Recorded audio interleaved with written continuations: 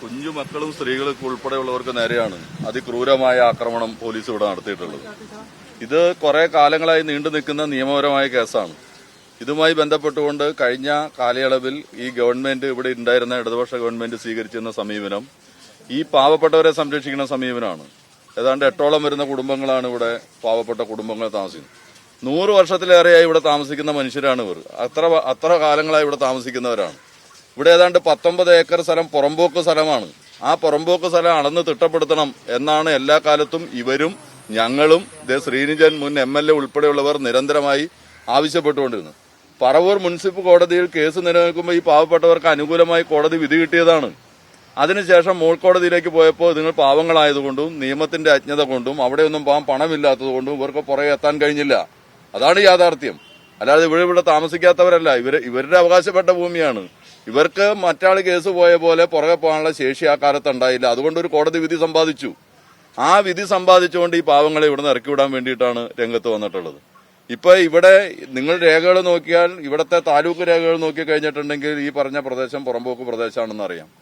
കോടതി ഉത്തരവിന്റെ അടിസ്ഥാനത്തിൽ ഇവിടെ വന്ന് അളന്നിട്ടുണ്ട് എന്ന് പറയുന്നത് ഞങ്ങൾ നേരത്തെ സൂക്ഷ്മമായി ഇത് പരിശോധിച്ചിട്ടുള്ളതാണ്. കാരണം ഇവിടെ ഇത്ര കാലം ഇവരോടൊപ്പം നിന്ന് ഇത് ചെയ്യുന്നു എന്ന നിലയുണ്ട്. കോടതിയുടെ ഉത്തരവിന്റെ അടിസ്ഥാനത്തിൽ വന്ന് പരിശോധിച്ചിട്ടുണ്ടെന്ന് എന്ന് പറയുന്നതിനെ സംബന്ധിച്ച ആക്ഷേപം തന്നെയുണ്ട്, ഇവർക്കെല്ലാവർക്കും ഉണ്ട്. അതിന്റെ വടക്കും തെക്കെന്നുള്ള അതിർത്തി തിട്ടപ്പെടുത്തിയിട്ടല്ല അളന്നിട്ടുള്ളതെന്നും അത് കനാലിന്റെയൊക്കെ പ്രദേശം ഉൾപ്പെടെയുള്ള ഭാഗങ്ങളുടെ ശരിയാവണ്ണം അതിർത്തികൾ ഉൾപ്പെടെ തിട്ടപ്പെടുത്താതെയാണ് ഇത് ചെയ്തിട്ടുള്ളത് എന്നുൾപ്പെടെയുള്ള നിയമത്തിന്റെ സങ്കീർണമായ പ്രശ്നങ്ങൾ ഇതിനകത്ത് നിൽക്കുന്നുണ്ട്. അതുകൊണ്ട് ശാശ്വതമായി കാണാൻ ഈ സ്ഥലത്തെ മുഴുവൻ അളന്ന് തിട്ടപ്പെടുത്തുക, ഇതിന്റെ പുറമ്പോക്ക് തിട്ടപ്പെടുത്തുക എന്നുള്ളതാണ് കാലങ്ങളായി പാവങ്ങൾ ഉൾപ്പെടെ ആവശ്യപ്പെട്ടുകൊണ്ടിരിക്കുന്നത്. പിന്നെ നിങ്ങൾക്ക് ഇവിടെ അന്വേഷിച്ചാൽ കാണാം, എത്രയോ കാലങ്ങളായി മനുഷ്യരിവിടെ താമസിക്കുന്നു. കഴിഞ്ഞ ഗവൺമെന്റിന്റെ കാലത്ത് എന്റെ ഓർമ്മ ശരിയാണെങ്കിൽ 14 പ്രാവശ്യം കണ്ട് പോലീസ് ഈ നടപടി, ഈ ഉത്തരവ് നടപ്പാക്കാൻ ഇവിടെ വന്നിട്ടുണ്ട്. ഈ പാവപ്പെട്ട മനുഷ്യരും ഇവിടുത്തെ ജനങ്ങളും ഇവിടുത്തെ communist party of India, Marxist, ഇടതുപക്ഷം എല്ലാം കൂടി ചേർന്ന് നിന്നുകൊണ്ട് എല്ലാ കാലത്തും അതിനെ എതിർക്കുകയായിരുന്നു. ശ്രീനിജൻ എന്ന മുമ്പിൽ നിൽക്കുകയായിരുന്നു. MLA എന്ന നിലയിൽ ഇവർക്ക് നീതി കിട്ടുന്നതിന് വേണ്ടി എല്ലാ സമയത്തും ശ്രീനിജൻ അതിന്റെ മുമ്പിൽ നിൽക്കുകയായിരുന്നു. ഇപ്പൊ ഇവിടുത്തെ MLA എവിടെ പോയി? അധികാരം കിട്ടിയിട്ട് 2 ദിവസമേ ഉള്ളൂ. എന്തൊരു ഉങ്കാണെന്ന് നോക്കൂ. ഇതാണോ VD സതീശൻ കേരളത്തിൽ ചെയ്യാൻ പോകുന്നത്? അതിന്റെ സാമ്പിളാണോ ഈ കാണുന്നത്? പാവപ്പെട്ട ദളിത് കുടുംബങ്ങളാണ്, പാവപ്പെട്ട SC വിഭാഗത്തിൽപ്പെട്ട കുടുംബങ്ങളാണ്. വലിയ നീതിയുടെയും വലിയ വർത്തമാനം പറഞ്ഞ അധികാരത്തിൽ കയറി മണിക്കൂറുകൾ കഴിഞ്ഞപ്പോൾ തന്നെ ഏറ്റവും ഭീകരമാവുന്ന പോലീസ് നരനായിട്ട് ഈ പാവങ്ങൾക്ക് നേരെയല്ലേ നടത്തിയിട്ടുള്ളത്? എന്ത് ക്രൂരമാണിതെന്ന് നോക്കൂ. പോലീസ് വന്ന് ആക്രമിച്ച് ഈ കാര്യങ്ങൾ ചെയ്യുമ്പോൾ സ്ത്രീകളെ ഉൾപ്പെടെ പുരുഷ പോലീസുമാരല്ലേ ആക്രമിച്ചു? ഈ കുഞ്ഞുങ്ങളെയൊക്കെ ഇതുങ്ങളുടെ മുഖങ്ങൾ നോക്കൂ. കുഞ്ഞുങ്ങളുടെ മുഖം, ഈ പാവപ്പെട്ട വീട്ടിലെ മക്കളുടെ ഉൾപ്പെടെയുള്ള വലിച്ചിഴച്ചു കൊണ്ടുപോകുക, വളരെ ക്രൂരമായി സമീപനം സ്വീകരിക്കുക. ഇതൊന്നും ഒരു കാലത്തും ആരും അംഗീകരിച്ചു തരുമെന്ന് കരുതരുത്. അധികാരം കിട്ടിയതിന്റെ ഉങ്കും കാണിക്കാൻ പോയ നാട്ടിലെ ജനങ്ങൾ അതെല്ലാം അംഗീകരിച്ചു തരുമെന്ന് കരുതരുത്. ഇടതുപക്ഷ പ്രസ്ഥാനവും കമ്മ്യൂണിസ്റ്റ് പാർട്ടി ഓഫ് ഇന്ത്യ, മാർക്സിസ്റ്റും ഇവിടെ ഉള്ളിടത്തോളം കാലം ഈ പാവങ്ങളെ ഒരാൾക്കും ഇറക്കിവിടാൻ ഞങ്ങൾ അനുവദിക്കില്ല. ഇവർക്ക് ആവശ്യമായ സംരക്ഷണം ഞങ്ങൾ കൊടുക്കും. കഴിഞ്ഞ കാലയളവിൽ ഞങ്ങൾ കൊടുത്തിട്ടുണ്ട്, ഇനിയുള്ള കാലയളവിലും ഞങ്ങൾ കൊടുക്കും. അതിൻ്റെ അകത്തൊരു സംശയമില്ല. കോടതിയുടെ ഉത്തരവിന്റെ സാങ്കേതികത്വം പറയാം. അതിന്റെ കാരണം ഞാനിതാണ്. പറവൂർ മുനിസിപ്പൽ കോടതി ഇവർക്ക് അനുകൂലമായിട്ട് വിധിച്ചതാണ്, ഇവർക്ക് അനുകൂലമായി കിട്ടിയതാണ്. മേൽക്കോടതിയിലേക്ക് പോയപ്പോൾ അതിനോടൊപ്പം നിന്ന് മത്സരിച്ച് കേസ് നടത്താനുള്ള ശേഷി ഈ പാവങ്ങൾക്കില്ല. അതുകൊണ്ട് കോടതിക്ക് അനുകൂലമായ ഉത്തരവ് കിട്ടി, കോടതിയുടെ ഉത്തരവ് കിട്ടി.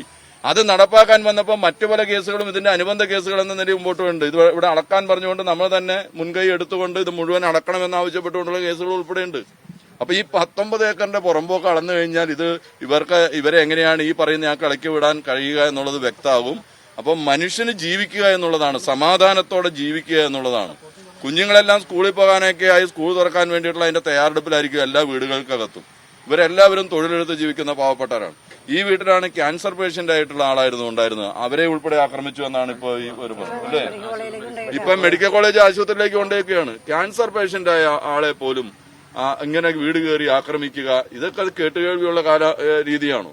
അപ്പൊ ഇത് ഒരിക്കലും അംഗീകരിക്കപ്പെടാൻ കഴിയില്ല. ഗവൺമെന്റ് ഈ തെറ്റ് തിരുത്താൻ തയ്യാറാകണം. വളരെ തെറ്റായ കാര്യമാണ് ചെയ്തിട്ടുള്ളത്. അധികാരം കിട്ടിയതിന്റെ ഉങ്കിൽ ഞങ്ങൾക്ക് 10 വർഷം നഷ്ടപ്പെട്ടു, ഞങ്ങൾ ഈ 10 വർഷം നഷ്ടപ്പെട്ടതെല്ലാം കാണിക്കാമെന്നാണ് ചില ആളുകൾ പ്രഖ്യാപിക്കുന്നുണ്ട്. ഞങ്ങള് ഇവിടെ ആളുകളെ കണ്ണീര് കുടിപ്പിക്കുമെന്നൊക്കെ എല്ലാം പ്രസംഗിക്കുന്നതെല്ലാം നമ്മുടെ ജില്ലയിൽ ഉൾപ്പെടെ കാണുന്നുണ്ട്. പാവങ്ങളെ കണ്ണീര് കുടിപ്പിച്ച് അധികാരത്തിന്റെ മുൻപിൽ മുമ്പോട്ട് പോകാനാണ് വി.ഡി. സതീശന്റെ ഗവൺമെന്റ് തീരുമാനിക്കുന്നതെങ്കിൽ അത് ജനകീയ പ്രക്ഷോഭത്തിന്റെ വേലിയേറ്റത്തെയായിരിക്കും നിങ്ങൾക്ക് കാണേണ്ടി വരുന്നത്. ഈ പാവപ്പെട്ടവരെ അവർ ജനിച്ച മണ്ണിൽ, അവർ 100 വർഷത്തിനിടയ്ക്ക് ജീവിച്ചുകൊണ്ടിരിക്കുന്ന ഈ മണ്ണിൽ നിന്ന് അവരെ കൈപിടിച്ച് ഇറക്കിവിടാൻ ഞങ്ങളുടെ പ്രസ്ഥാനം ഇവിടെ ഉള്ളിടത്തോളം കാലം അനുവദിക്കില്ല എന്നുള്ളതാണ് സൂചിപ്പിക്കാനുള്ളത്.